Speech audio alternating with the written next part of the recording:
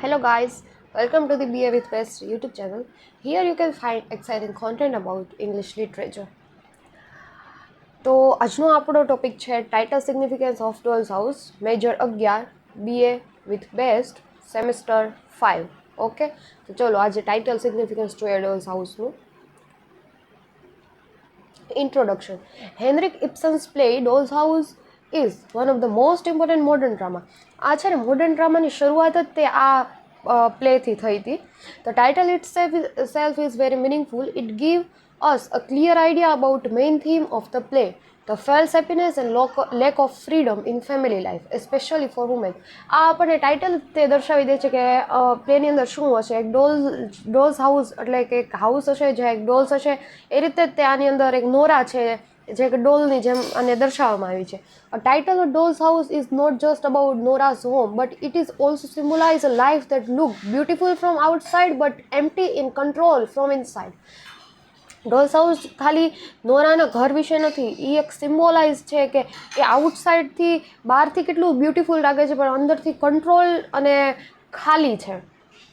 આ ઇન્ટ્રોડક્શન થયું. Okay guys, ચલો literal meaning of the title. Literally, a doll's house is a small toy house where dolls live. Doll's house એટલે શું થયું? તો એક નાનું રમકડાનું ઘર જ્યાં એક ઢીંગલી રહેતી હોય. Everything is fixed, artificial and lifeless. બધું જ ફિક્સ છે, આર્ટિફિશિયલ છે અને લાઈફલેસ જીવંત વગરનું છે. In the play Ibsen compare Nora's home to such a dolls house. અને આ પ્લેમાં ઇપ્સને નોરાનું ઘર છે એક ડોલ હાઉસ તરીકે દર્શાવ્યું છે. Just like a dolls are play with, Nora is also treated as a toy by her husband and society. કઈ રીતે નાના છોકરાઓ ઢીંગલીથી રમતા હોય એ રીતે એનો હસબન્ડ અને સોસાયટી નોરાની લાઈફથી રમી રહ્યા છે. એટલે નોરાને અહીંયા ઢીંગલી તરીકે દર્શાવવામાં આવી છે. Symbolic meaning, lack of freedom એટલે કે એને ઢીંગલીને કેમ કંઈ જાતે કરવાની આઝાદી નથી હોતી, જાતે નથી કરી શકતી, એ જ રીતે નોરાને પણ કંઈ આઝાદી નથી. પ્રિટેન્ડ હેપીનેસ, ખાલી પ્રિટેન્ડ કરવાની છે હેપીનેસ, રિયલમાં તે ખુશ નથી. કંટ્રોલ બાય અધર, અને બીજાથી કંટ્રોલ થાય છે. જે રીતે ડોલ્સને બીજા કંટ્રોલ કરે એ રીતે નોરાને પણ બીજા કંટ્રોલ કરે છે. Nora's house look happy and perfect but it is only a show piece, not a real home. નોરાનું હાઉસ હેપી અને પરફેક્ટ લાગે પણ એ સાચુમાં એક શો પીસ છે જ્યાં જે સાચું હોમ નથી. She lives they without independence, behaving the way her husband want, just like a doll behave according to the players wishes. એ એની અંદર ઇન્ડિપેન્ડન્ટલી નથી રહેતી અને એવું બિહેવ કરે છે જેવું એનો હસબન્ડ ઈચ્છે છે.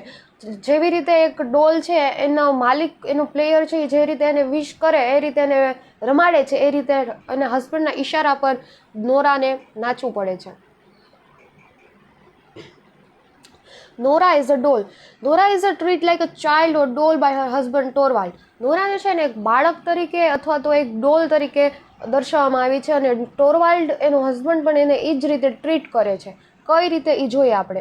એ call her name like my little skylark or my squirrel which sound sweet but show his control.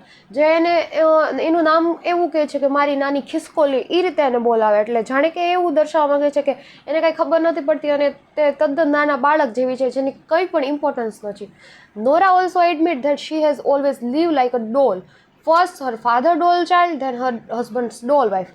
Nora એવું કહે છે કે એ ઓલવેઝ હંમેશા એવી રીતે જીવી છે જાણે એક ડોલ હોય. પહેલાં એના પપ્પાની દીકરી ડોલ તરીકે અને પછી એક એના હસબન્ડની વાઇફ ડોલ તરીકે. She never got the chance to think or act for her self. અને પોતાની જાતે કંઈ વિચારવાનો કે એક્ટ કરવાનો એની પાસે અધિકાર નથી. Thus the title perfectly reflect Nora's artificial and independent life. એટલે આનાથી ટાઇટલ છે એ પરફેક્ટલી રિફ્લેક્ટ કરે છે નોરાની આર્ટિફિશિયલ લાઈફ, જે ડિપેન્ડન્ટ લાઈફ છે એના હસબન્ડ ઉપર, એ દર્શાવે છે. Torvald is a doll master. Torvald is like the person who controls the doll in the house. કઈ રીતે નાના છોકરાઓ ડોલને કંટ્રોલ કરે એ રીતે આ નોરાના ઘરની અંદર ટોરવાલ્ડ નોરા નામની ડોલને કંટ્રોલ કરે છે. He decide everything what Nora should say, where or think.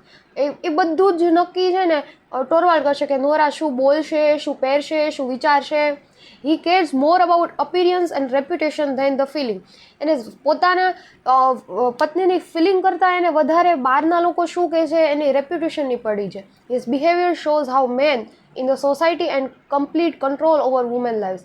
અને આ દેખાડે છે કે કઈ રીતે પુરુષોનો કંટ્રોલ સ્ત્રીઓ પર કમ્પ્લીટલી રીતે છે. The home is a doll's house. The Helmer home is not place of love or equality. It is a decorative cage. તમે જુઓ કેવો શબ્દ વાપર્યો છે, એક શણગારેલી ગુફા જેવું છે કે જ્યાં છે ને Helmer home is not a place for love and equality. Love ને ઇક્વાલિટી તો એમાં છે જ નહીં, બધું કંટ્રોલ ટોરવાલ દ્વારા થાય છે, તો ઇક્વાલિટી ક્યાંથી આવે? એટલે એ ડેકોરેટિવ કેજ તરીકે દર્શાવવામાં આવ્યું છે. Everything look neat beautiful but inside it there is no honesty or respect. બધું એકદમ પરફેક્ટ, બ્યુટીફુલ ને નીટ ક્લીન ને સુંદર લાગે છે, પણ અંદરથી બહુ ખોખલું અને ઓનેસ્ટલી છે ને રિસ્પેક્ટ ત્યાં નથી. When Nora realise this truth she break free from the doll's house by leaving at the and.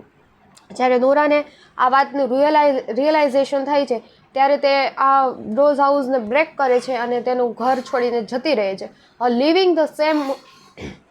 Her leaving the home is like doll walking out its toy house, a symbol of independence. Nora ઘર છોડીને જાય છે જે રીતે ઢીંગલી છે એ toy house છોડીને જતી હોય એ રીતે, અને આ એ સિમ્બોલ ઓફ ઇન્ડિપેન્ડન્સ છે કે નોરા હવે આ ઘરથી આઝાદ થઈ ગઈ છે અને પોતાના નિર્ણય જાતે લેશે. આ એક ઇન્ડિપેન્ડન્સનું સિમ્બોલ છે. ઓકે.